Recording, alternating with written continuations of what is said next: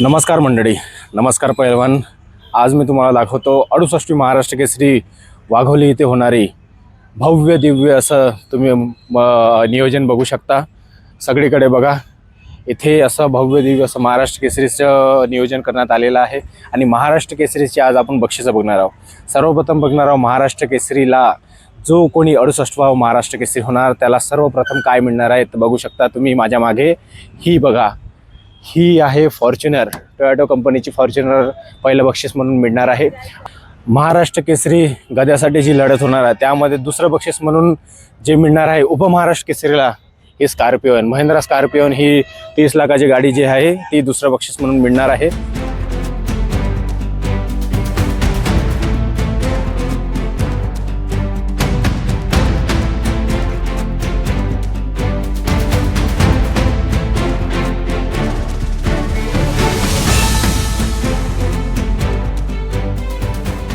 उर्वरित जे बाकीचे वजन गट आहे, बाकी 9 वजन गट आहे, त्या 9 पैलवानांना मिळणार आहे प्रथम बक्षीस म्हणून माझ्या पाठीमागे बघू शकता भव्य दिव्य असे बुलेट.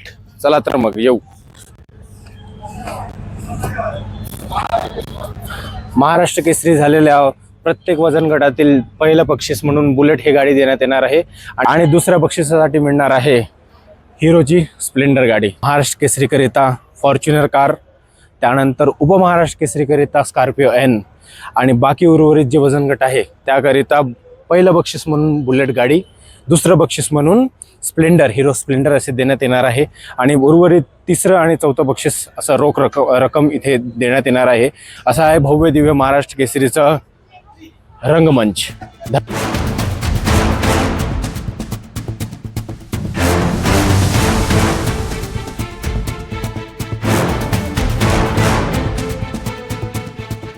महाराष्ट्र केसरीचं बक्षीस कशा पद्धतीने मिळणार आहे मी तुम्हाला सांगून येतो.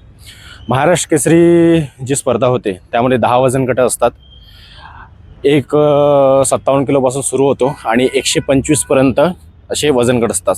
86 ते 125 हा जो गट असतो, 86 ते 125 असा महाराष्ट्र केसरी वजन गटाचा गट असतो.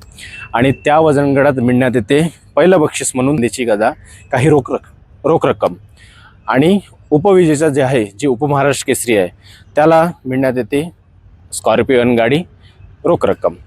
आणि बाकी जे 9 वजन गट आहे उर्वरित त्यामध्ये गादी आणि माती असे 9 मिळून 18 वजन गट होण्यात येतात. ऑब्व्हियसली गादीचे 9 आणि मातीचे 9 असं. गादीतले जे पैलवान आहे त्यांना प्रथम बक्षीस म्हणून बुलेट गाडी देण्यात येणार आहे आणि दुसरं बक्षीस म्हणून स्प्लेंडर गाडी देण्यात येणार आहे. तसंच गादी आणि माती असे 18 बुलेट आणि 18 स्प्लेंडर गाड्या देण्यात येणार आहे.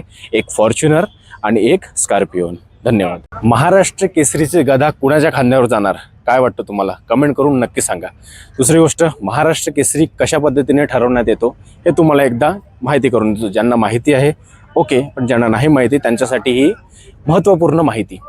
महाराष्ट्र केसरीची स्पर्धा, महाराष्ट्र केसरीची गदा कुणाच्या खांद्यावर जाणार ही गादीमधला एक पैलवान जो कोणी गादीमध्ये फायनल मारण्यात येतो तो पैलवान आणि मातीमधला जो कोणी फायनल मारतो तो पैलवान, त्या दोघांची भिडत होते गादी विभागात आणि त्यामधून ठरला जातो महाराष्ट्र केसरीचा मानकरी.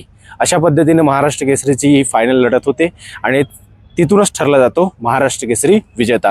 तर नक्की मला कमेंटमध्ये सांगा, चॅनलला सबस्क्राईब करा. कमेंटमध्ये सांगा की या वर्षीचा 68वा महाराष्ट्र केसरी कोण होणार.